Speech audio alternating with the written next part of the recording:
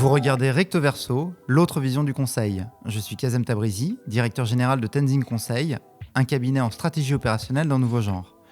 Aujourd'hui, je suis en présence de François André, directeur chez Tenzing. Bonjour Kazem. Et Benjamin Bastier, directeur chez Tenzing. Bonjour à tous les deux. Alors, on va parler d'un outil que Tenzing a développé, qu'on a appelé MDM. Cet outil, il fait quoi ? Il sert à quoi, François ? Alors, comme son nom l'indique, MDM, ça signifie matrice de matérialité. Et donc, c'est un outil. Donc, derrière outil, on entend une solution SaaS, donc, auquel vous avez accès via le web, qui permet aux entreprises de faciliter leur dialogue avec les parties prenantes dans le cadre de l'analyse de double matérialité qui est imposée par la CSRD. MDM, en gros, c'est, quand on dit faciliter la discussion avec les parties prenantes, c'est une solution que vous pouvez paramétrer exactement selon toutes vos conditions et tous vos critères et qui permet de définir quelles questions de la CSRD poser à quelle partie prenante, et on détaillera un peu ce qu'on entend par partie prenante, et pour récupérer l'ensemble des réponses en un seul point et ensuite pouvoir faire des traitements, des analyses et en extraire et en produire ce qu'à la fin on a tous en tête quand on travaille sur la CSRD, qui est la matrice de double matérialité. Rien à rajouter ? Non, c'est parfait. Je peux en rajouter encore un peu. Non, mais alors du coup, très intéressant cet outil, mais pourquoi les clients souscriraient à un tel outil ? Aujourd'hui, c'est pas compris dans l'accompagnement qui sont faits par les cabinets de conseil ? L'avantage en fait de cet outil, par rapport à l'accompagnement qu'on peut avoir, c'est qu'en fait, toutes les réponses de tous les clients de toutes les parties prenantes vont être tracées et archivées. Donc du coup, on va pouvoir avoir l'ensemble du process qui va être documenté et qui va pouvoir être demain présentable directement à un CAC au moment de l'audit de la double matérialité. Donc vraiment, l'avantage de cet outil, c'est de garder une trace, de formaliser et de mettre en forme l'engagement des parties prenantes. C'est effectivement, on s'en rend compte, ce que dit Benjamin, c'est que la vertu première de l'outil perçu par les clients, c'est celle-ci. C'est d'avoir un seul point de vérité, comme ils le disent parfois, avec toutes les données qui sont disponibles, parce qu'on voit beaucoup la CSRD comme une phase quelque chose de réglementaire. Pourquoi on avait créé l'outil ? C'est aussi parce que, comme d'autres cabinets, on accompagne des clients dans leur transformation RSE, notamment à travers le diagnostic, parce que finalement la double matérialité, c'est un diagnostic de vos impacts et de l'évolution de l'environnement et de la société sur votre business. Le réaliser, ça nous prenait du temps. Et donc, le deuxième avantage de cette solution MDM, c'est qu'en fait, ça industrialise toute la sollicitation des parties prenantes. On peut avoir, selon les clients, entre 50, 100 et jusqu'à 500 personnes à solliciter. Et donc, c'est un outil d'efficacité opérationnelle pour accélérer, rendre plus robuste et plus efficace la sollicitation de ces parties prenantes. Donc, ça fait déjà deux vertus qui sont plutôt de l'ordre de comment bien opérer et comment être conforme. Et après, il y a une dernière vertu qui est de se dire, avec toutes ces informations, on a voulu, quand on a défini MDM, en faire un outil dynamique. C'est-à-dire pas seulement un stockage d'informations des parties prenantes, mais aussi une façon dynamique de restituer ces informations en fonction de qui les regarde. Et donc, quand on équipe globalement des directions financières ou des directions RSE avec la solution MDM, il y a hyper concrètement, en fait, quand vous avez une matrice de double matérialité, donc votre impact sur la planète et les gens et l'impact de la planète et des gens sur votre activité, vous avez un certain nombre de points qui sont représentés. Il y en a 90 dans la CSRD, donc on imagine que c'est illisible. Et donc l'idée, c'est qu'on peut filtrer par nature de partie prenante, par type d'enjeu, par importance de ces sujets, par granularité. Est-ce que je veux le SRS ou le sous-sujet ? Et en fait, en fonction des personnes qui ensuite sont susceptibles de manipuler cette analyse de double matérialité, les directions métiers, les parties prenantes, vous pouvez filtrer et ne restituer que les informations qui intéressent les personnes concernées. Alors du coup, je résume mes 3 points. On a dit la traçabilité des informations, le gain de temps et le fait qu'on ait une matrice dynamique. Exactement.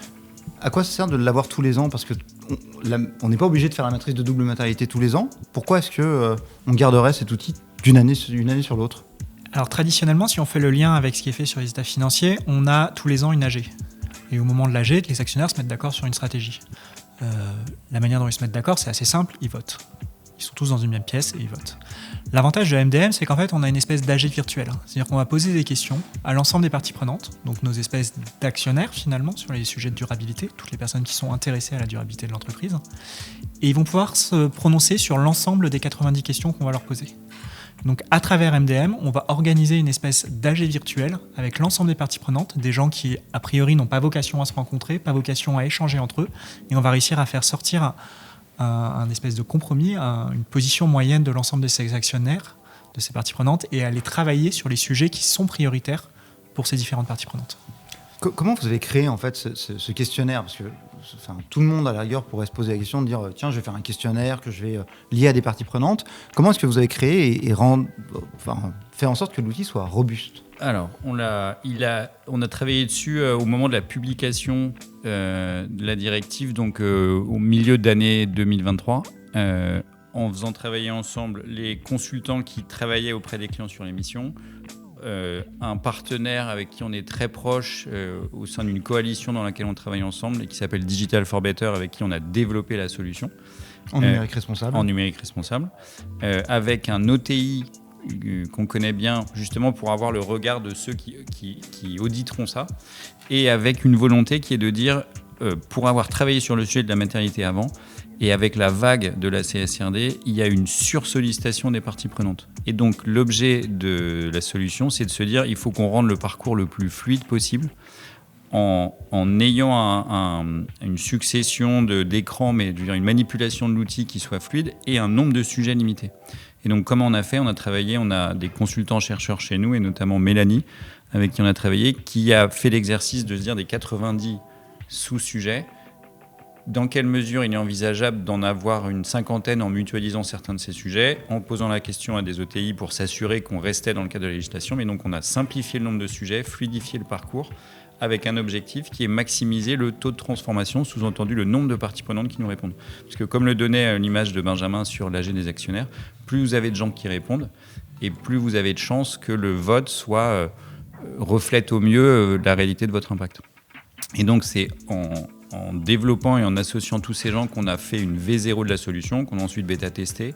On a 3 ou 4 clients privilégiés qu'on connaissait pour la plupart, avec qui on a avancé sur ce sujet. Et puis comme tout développement de solution, on a pris en compte les améliorations avec cette idée d'être encore une fois fluide et maximiser les réponses, la facilité de parcours pour maximiser les réponses. Et donc on a publié une V1, une V2. On ne sait pas où ça s'arrêtera, mais voilà, on développe la solution, et aujourd'hui on la déploie soit chez des ETI PME, soit chez des grands groupes, parce que l'idée c'est que ce soit adaptable et customisable pour tout type de client. Mais des outils, il y en a beaucoup aujourd'hui.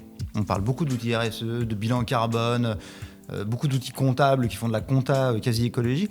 En fait, pourquoi est-ce qu'on aurait un outil en plus? Pourquoi on l'a développé, c'est que malgré le fait qu'il y ait floraison effectivement d'outils, et on entend beaucoup parler, on voit beaucoup de choses passer, il n'y avait pas d'outils finalement sur cette phase qui est une phase de décision. La matérialité, c'est une sorte de diagnostic, on collecte le point de vue des parties prenantes et on en tire une décision, c'est-à-dire qu'est-ce que je vais choisir de prioriser, de traiter en priorité.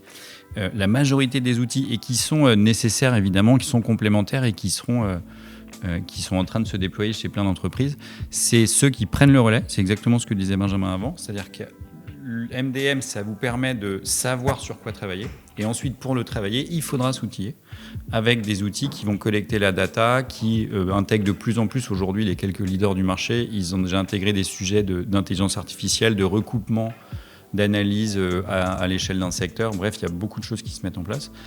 Et ça, c'est ce qui va être la grosse cavalerie de toute l'implémentation IT qui est liée à la CSRD. Là, avec MDM, on est vraiment en avance de phase pour, comme tu le disais Benjamin, faciliter le traitement, le rendre plus robuste et le customiser pour aider en amont les décideurs à choisir leur combat avant d'aller mettre tous les capteurs nécessaires. Alors, je veux bien à ce moment-là, en une phrase, que tu puisses me dire, MDM, en fait, ça sert à quoi? MDM, ça vous facilite la vie, et je vais peut-être prendre celle de Benjamin parce que c'est l'idée que tu portais, mais ça permet de gagner du temps sur ce qui est finalement pas très important pour se concentrer sur les vraies questions de matérialité et d'imaginer les réponses sur les sujets. Et du coup, Benjamin, je vais te poser une question un peu différente, mais toujours en une phrase. Si jamais tu devais le pitcher, quels sont les atouts finalement de cette solution que tu as décrit comme étant une solution que tu aimes bien ? Les atouts de cette solution, c'est quelque chose qui est très paramétrable, très documenté, c'est-à-dire qu'on a une trace de tout ce qui est fait. Et puis enfin, c'est un excellent levier et un accélérateur parce que ça permet d'interroger énormément de monde en un temps relativement restreint. Merci François, merci Benjamin. Vous venez de regarder Recto Verso, l'autre vision du conseil. N'hésitez pas à liker cette vidéo ou à la partager et je vous donne rendez-vous au prochain épisode.